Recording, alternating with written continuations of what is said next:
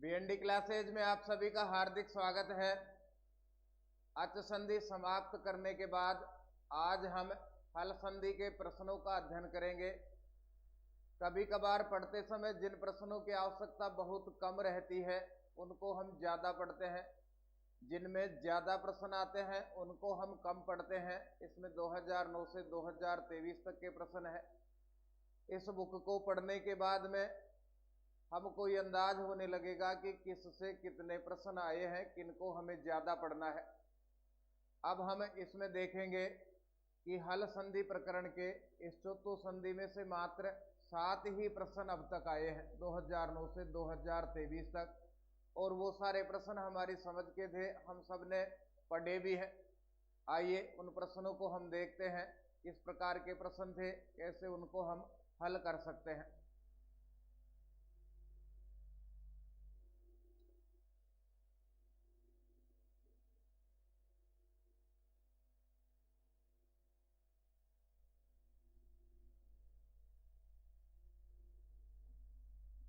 अथ हल संधि प्रकरणम। पहला प्रश्न है, ग्रामाच चलित है इति पदे विग्रह अस्ति। इस पद में विग्रह है। विग्रह का अर्थ है संधि विग्रह। ये आरपीएससी फर्स्ट ग्रेड 2010 में पूछा हुआ प्रश्न है।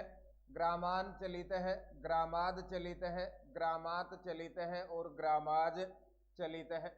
ये तो सीधा और सरल है, इन दो को तो हम यही हटा देंगे। अब जो कंफ्यूजन की स्थिति अपने पास में है वो है ग्रामाद होगा या ग्रामात होगा। शब्द रूप पढ़ते समय पंचमी के एक वचन में हम पढ़ते हैं रामात, उसी प्रकार पहले बनता है ग्रामात, विकल्प से बनता है रामाद और ग्रामाद, इसलिए ये अपना सही उत्तर है। यहाँ पर ग्रामात चलित है। हमसे पूछा गया है इस पद में विग्रह है तो ग्रामात चलित है किस संधि से, किस सूत्र से सिद्ध हुआ, उसके लिए हम पढ़ते हैं इस्तुहु, इश्चुना, इश्चुहु। 3 पद हैं यहाँ पर, इस्तुहु, इश्चुना और इश्चुहु।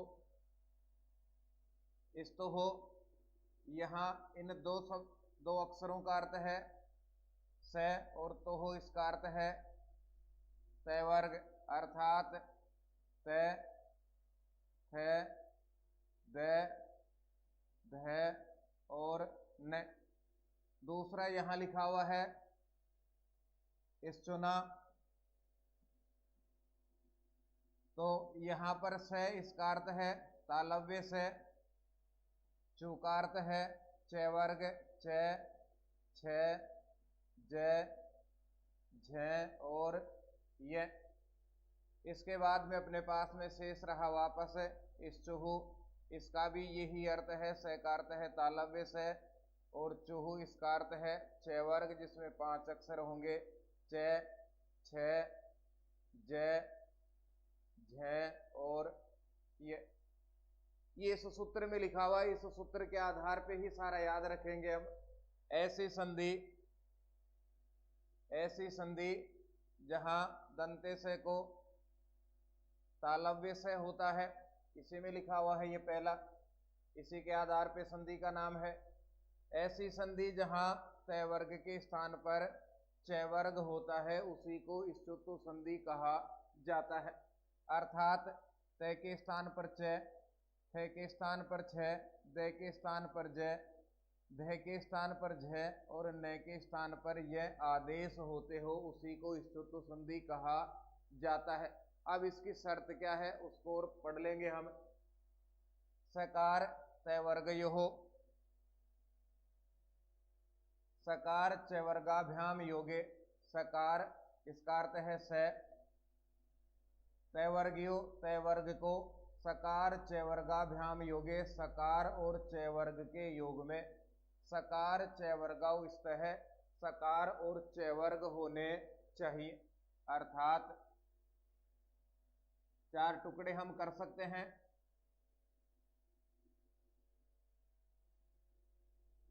दंते से के बाद में तालव्य से है या दंते से के बाद में च वर्ग का कोई भी अक्षर आता है, च, छ, ज, झ और य, अगर ऐसी स्थिति बनती है तो ये पहला नियम कहता है दंते स के स्थान पर तालव्य स होना चाहिए।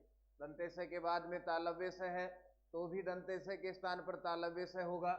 दंते स के बाद में च वर्ग का कोई भी अक्षर आए, हो सकता है स के बाद में च हो, या हो सकता है स के बाद में छ हो, या हो सकता है स के बाद में ये, अर्थात कोई भी इनमें आए तो सीधी और सरल स्थिति है दंते स के स्थान पर तालव्य स होना चाहिए। ये पहली शर्त है जो हमें पढ़ाई जाती है।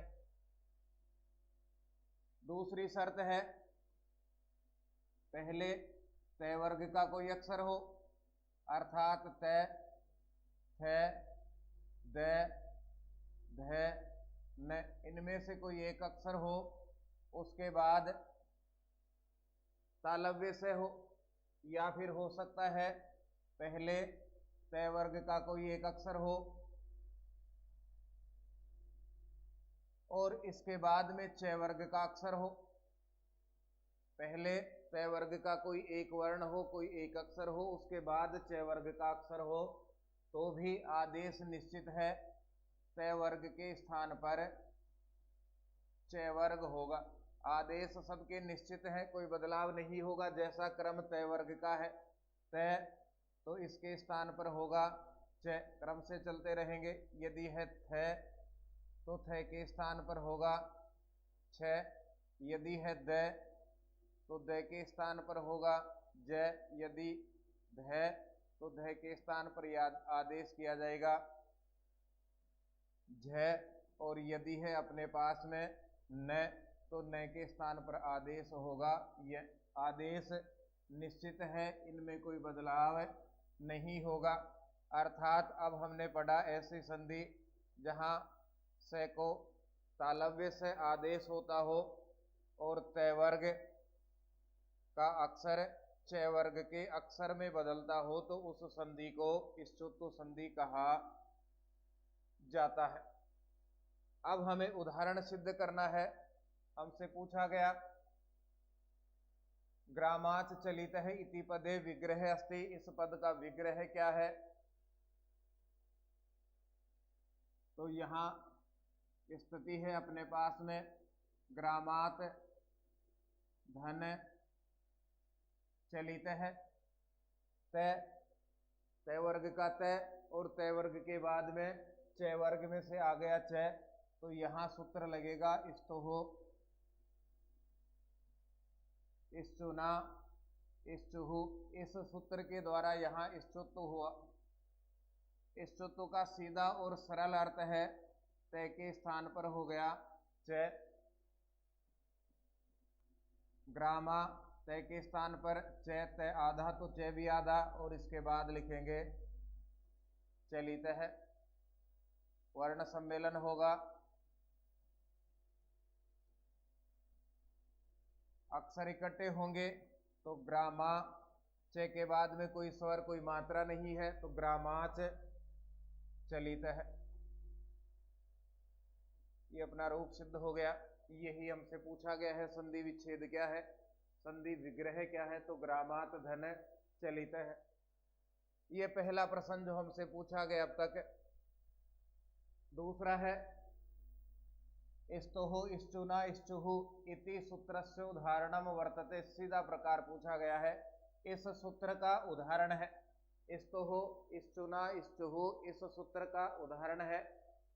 तो इनमें से दो फिक्स पैटर्न है, स का स बनता हो और त वर्ग का च वर्ग बनता हो। अच्छी बातों का बार बार हमें दोहरान करना चाहिए, इसलिए बार बार लिखा जा रहा है। स को स या त वर्ग को च वर्ग सीधी पहचान है।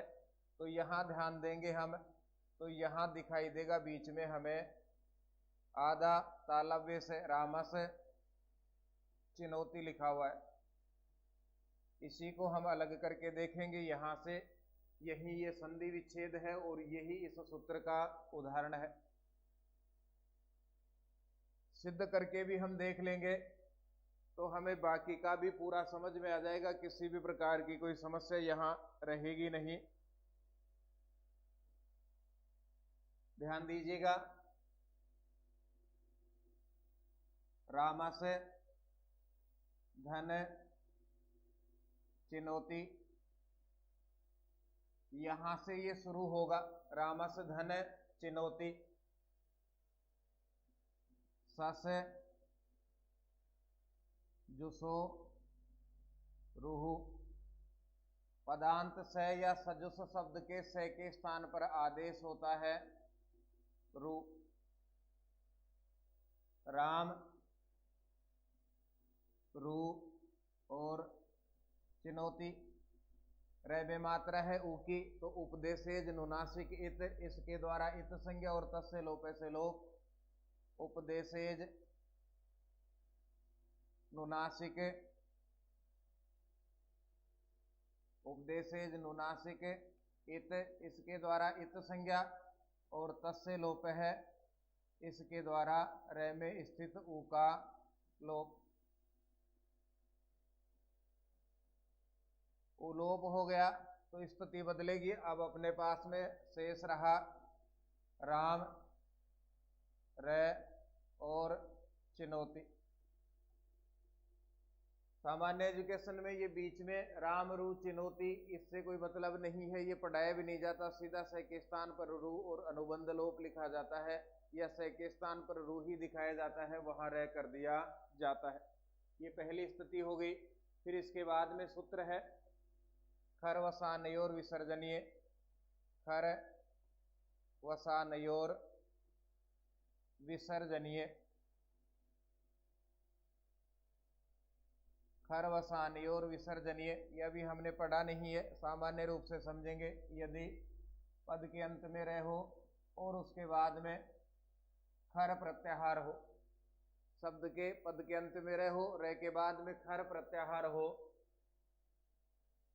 तो इस रे को रू मान करके इसके स्थान पर विसर्ग आदेश होता है। तो यहां ध्यान दो, रे, रे के बाद में चीमे से पहले है च, इस कारण से रे को रू मान करके रे के स्थान पर विसर्ग आदेश।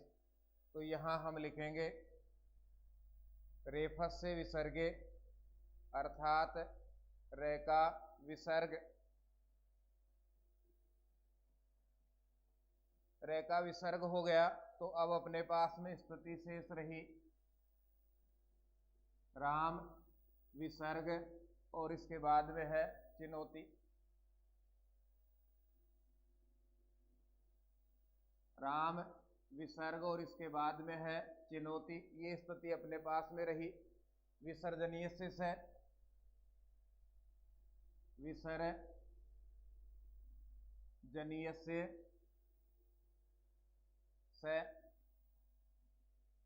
विसर्ग के स्थान पर आदेश किया से, इस सूत्र के द्वारा। तो राम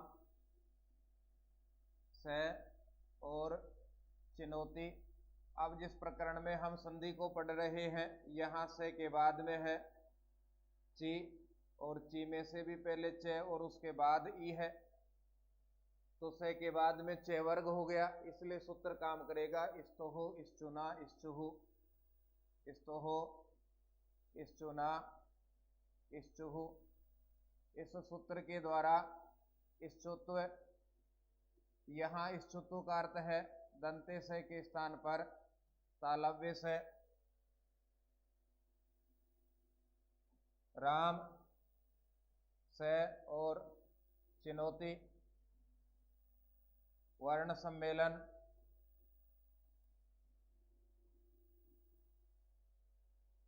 वर्ण सम्मेलन जब हुआ तो रामस चिनौती, ये रूप अपना सिद्ध हुआ। लौट के आइए संधियां देखेंगे इनमें। यहाँ से के स्थान पर रू हुआ है ये, तो यहाँ ये संधि है रुत्तो संधि।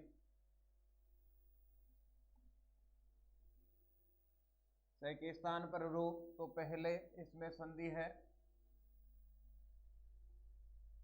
यही लिख लेते हैं इसको। तो पहले नंबर पर से के स्थान पर रू हुआ तो रुत्व विसर्ग, यहाँ रेफ के स्थान पर विसर्ग हुआ, तो दूसरे नंबर पर है विसर्ग संधि। और तीसरे नंबर पर हम देखेंगे विसर्ग के स्थान पर स हुआ तो सत्व विसर्ग संधि, और फिर से के स्थान पर स हुआ स्तुत्व संधि। 4 सूत्रों ने यहां काम किया, 4 ही उनकी संधियां हैं। अब देखिए जो अंतर है, सामान्य एजुकेशन में सीधा और सरल प्रकार है रामस चिनौती, इसका संधि विच्छेद कीजिए तो जहां विसर्जनीय से लगा वहीं से पढ़ाया जाता है रामस धन चिनौती। ये सीधा काम हो गया, रामस धन चिनौती संधि विच्छेद है और इसका संधि युक्त पद है रामस चिनौती। ये सब इसलिए पढ़ा अलग अलग स्पष्ट हो जाए, स का रू कहाँ हुआ, ऋतु संधि किसमें है, तो ये रामस धन चिनौती ये ऋतु संधि है, इसका संधि विच्छेद है।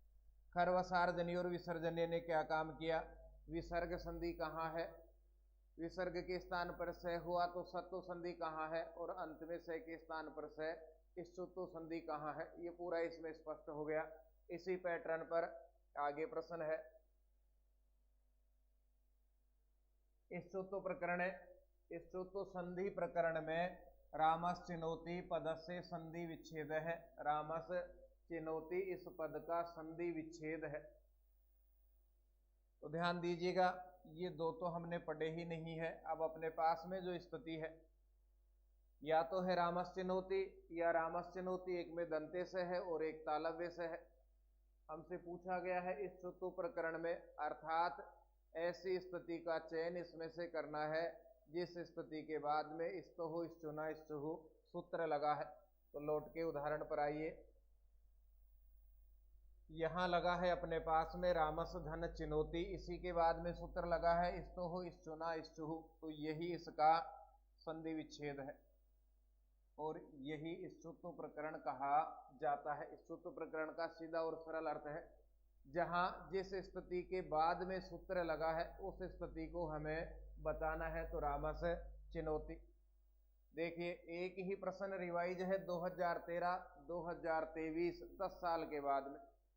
संस्कृत भाषा में कहावत है सब बाहुबल माश्रित यो अभ्युजीवती मानव है, स लोके लभते संस्कृत स लोके लभते शुभाम गति परत्र च शुभाम गति, स लोके लभते कीर्तिम परत्र च शुभाम गति।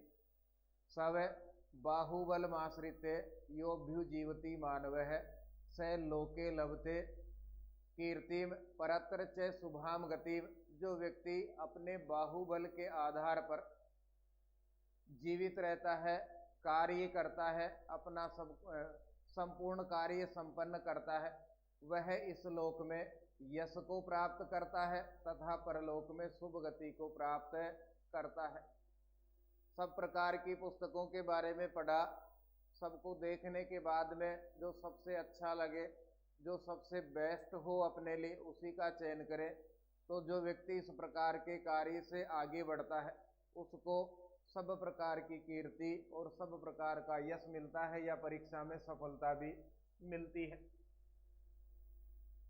ये रामस चिनौती हो गया, यही हमसे पूछा गया, ये इसका संधि विच्छेद है इस स्तुत्व प्रकरण में। फिर आगे बढ़ते हैं, ये 2023 10 साल के बाद रिटर्न हुआ प्रश्न। इस स्तुत्व प्रकरण में रामस चिनौती पद से संधि विच्छेद है, इस पद का संधि विच्छेद है, पूरा पद दिया गया है और यहाँ ये पूछा गया है कि इस सूत्र का उदाहरण कौन सा है।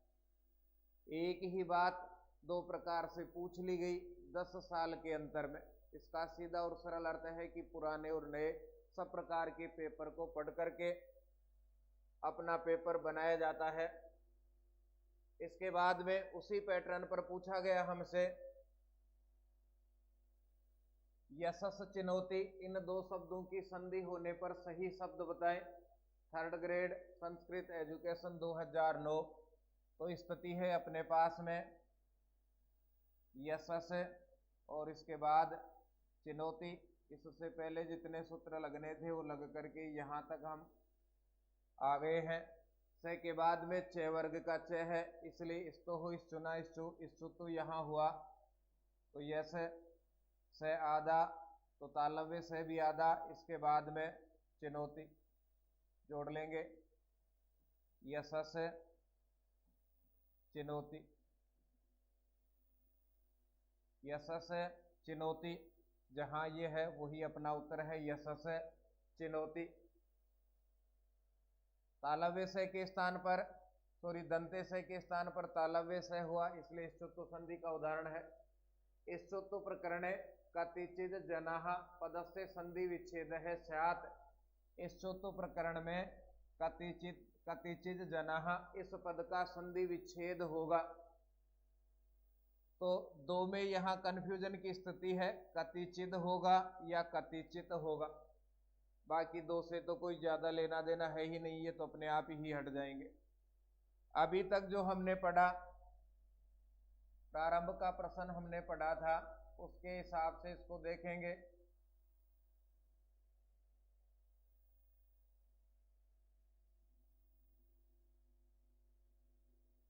प्रारंभ का प्रश्न ग्रामात चलित है, यहां से शुरू था तैसे, इसके हिसाब से होना चाहिए कतिचित धन जनाः, लेकिन यहां पर ये शुरू है कतिचित धन जनाः यहां से, ये ही दोनों में अंतर है। यहां पर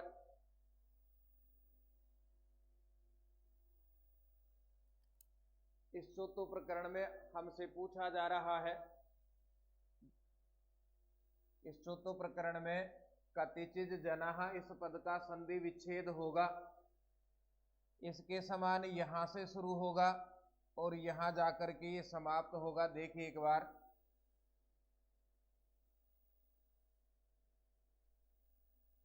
कतिचित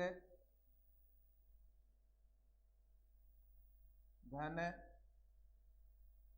जनाः, कतिचित अव्यय है, अलग से पढ़ा है हमने, और दूसरा पद है यहां जनाः।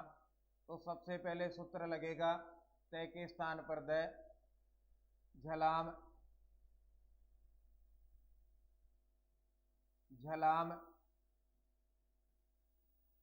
जसो अंते, सूत्र के द्वारा किया गया जसत्व। जसत्व का यहाँ अर्थ है पहले के स्थान पर तीसरा, अर्थात तय के स्थान पर द, तय के स्थान पर द हुआ तो फिर अपने पास में रह गया कति चिद धन जनाः। यहाँ ध्यान दीजिएगा, द तय वर्ग में से है और तय वर्ग के बाद में ज च वर्ग में से है। तय वर्ग के बाद में च वर्ग है, इसलिए द बदलेगा, द अपने वर्ग का तीसरा है, तय थे द, इसलिए च वर्ग का तीसरा होगा च, छ और ज। यहाँ हम लिखेंगे इस्तुः, इश्चुना, इश्चुः। इस सूत्र के द्वारा इश्चुत्व, इश्चुत्व का अर्थ है द के स्थान पर आदेश हुआ ज, द के स्थान पर जब हुआ ज तो स्थिति में बदलाव हुआ, कति चिज और जनाः, वर्ण सम्मेलन, वर्ण सम्मेलन, वर्ण सम्मेलन होने के बाद में बना कति चिज जनाः। लौट के आइए प्रश्न की ओर। कति चिज जनाः, इस पद का संधि विच्छेद होगा किसमें? इस चौथो प्रकरण में, अर्थात जहां इस्तुः, इश्चुना, इश्चुः सूत्र लगता है उससे ठीक पहले की स्थिति हमें बतानी है। तो यहां जब हम देखेंगे तो ये तो संधि विच्छेद है, कति चिज जनाः, इसका संधि विच्छेद कीजिए तो हम कहेंगे कतिचित धन जनाः। लेकिन हमसे पूछा गया है इस्तुः, इश्चुना, इश्चुः, ये सूत्र लगता है उससे पहले की स्थिति क्या है, तो हम कहेंगे कतिचिद जनाः। ये समझना है वहां, और यही समझ करके हमें उत्तर देना था। 2014 में आया हुआ प्रश्न है, ये अंतिम प्रश्न है। अंतिम प्रश्न इस चौथों में से सात सूत्रेण निष्पादितम पदम, सात इस सूत्र से निष्पादित पद है, अपवाद में से प्रश्न पूछा गया है। तो सात को पढ़ लेते हैं पहले। सात परस्य तय वर्ग से स्तुत्वम न स्यात्, सात के परे तय वर्ग को स्तुत्व नहीं होना चाहिए। सीधा और सरल अर्थ है, पहले स हो और स के बाद में कोई भी तय वर्ग का कोई भी अक्षर हो तो ये नियम कहता है कि तय वर्ग के स्थान पर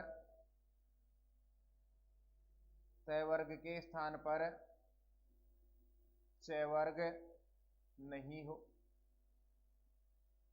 पहले तालव्य से हो, उसके बाद में तय वर्ग का कोई भी अक्षर आता है तो सात यह नियम कहता है तय वर्ग के स्थान पर च वर्ग नहीं हो। दो मुख्य उदाहरण लघु सिद्धांत कौमुदी में पढ़ाए जाते हैं, विस्नह और प्रश्न है।